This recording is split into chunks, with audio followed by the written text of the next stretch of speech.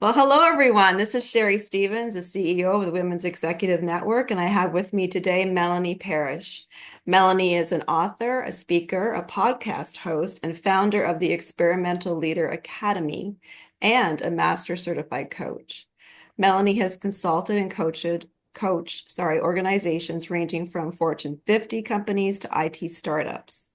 As the author of the Experimental Leader book, Melanie shows people new ways of thinking about their leadership. She is based in Dundas, Ontario, and Las Cruces, New Mexico. Hi, it's so Welcome, great to Melanie. be here. Yeah, it's great to be with you. Thank I you. had to put the Las Cruces, New Mexico in there because I'm in Arizona, so we're neighbors. Desert, the desert. The desert. Melanie is also one of our WXN vetted master coaches, and she will lead a session in our 10-session Boldly Forward Leadership Learning Series. Melanie's session is on October the 9th, and her session is the Experimental Leader, Innovate Your Way to Success. So let's get started. We are Great. going to take a sneak peek behind the curtain. Are you ready? I'm ready. Are you ready? Okay, here I'm ready. Here we go. Let's jump in. So, I want to talk about experimental leadership. What does it mean, and what makes it different from other forms of leadership that we've learned about? Well, I think that good leaders are natural experimenters, and the concept of the experimental leader is sort of codifying and making repeatable behaviors that good leaders already do.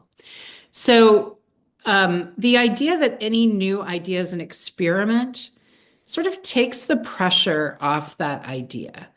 If people come up with an idea and it becomes Jane's idea or Bill's idea, then the idea can't be fully tested or looked at because it impacts Jane or Bill. But if you can have ideas in an organization and then you can look at like how would we know if it worked or not?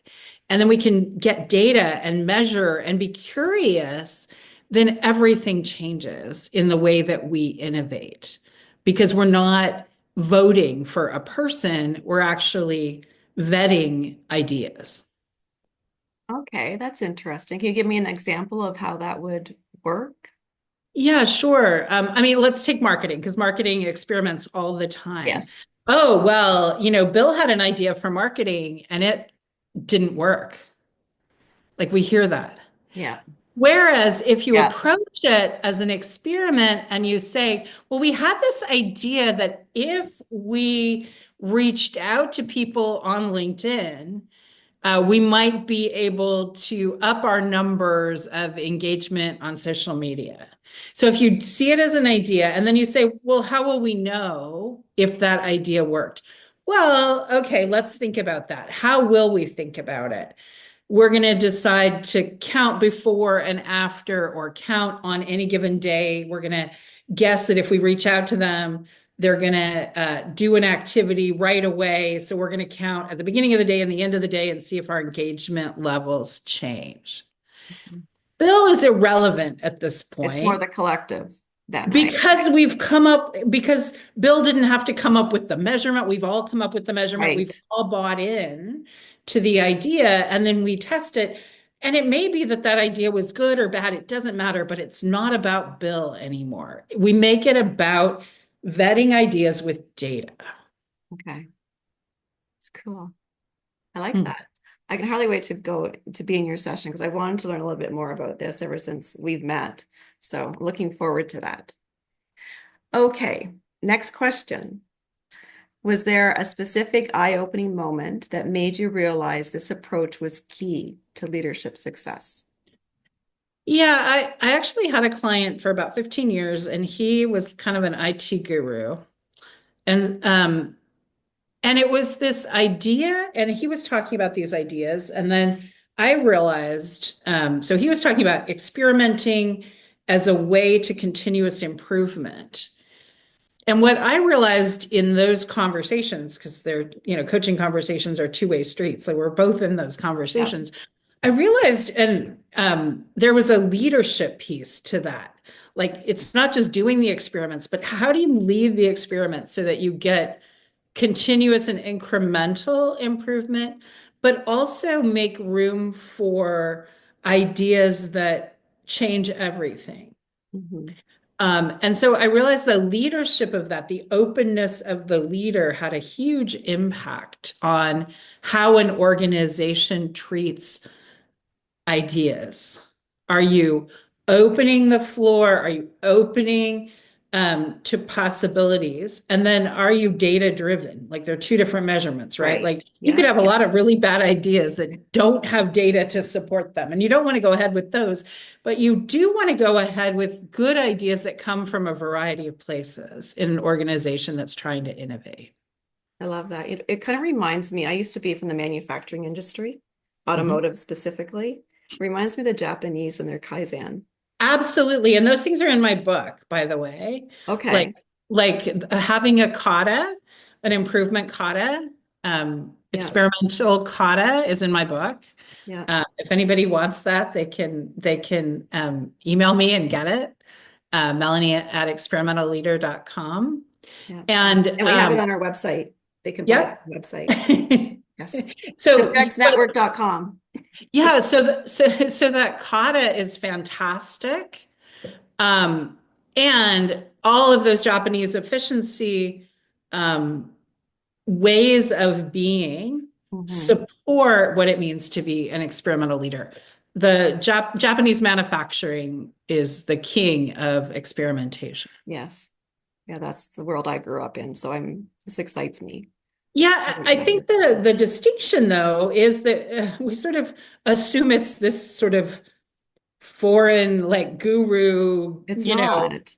Really, speaking it's like not. Yoda, and it's not that. There's a systematic Yeah. way to do that so that it's accessible to anyone. Yeah, exactly. Awesome. Okay, good. Looking forward to that.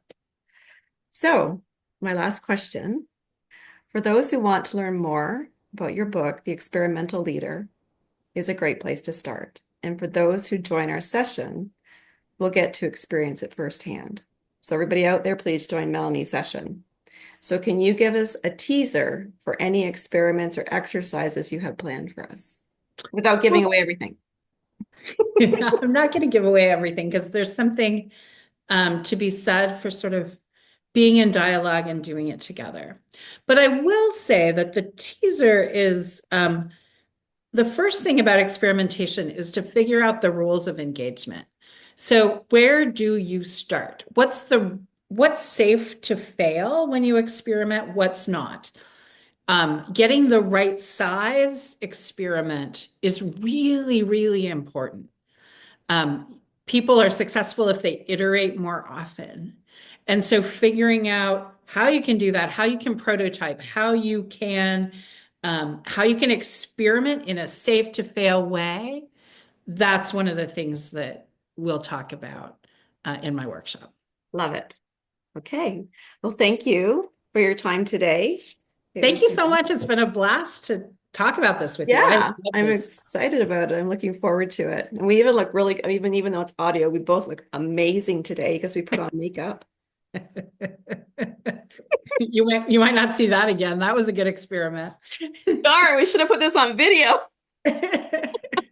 Anyways, thank you, Melanie. And everybody out there, get ready to elevate your leadership game with the WXM Boldly Forward Leadership Learning Series. Starting on March the 6th and running through December, this series is designed to ignite your potential, push your boundaries, and drive you towards success. For more details, visit wxnetwork.com or see the link below. Melanie, have a fabulous day. It was great talking to you. It And was great to be here with everybody, you. yes. Thank you. See everybody. Let's step forward boldly to our future together. Bye-bye.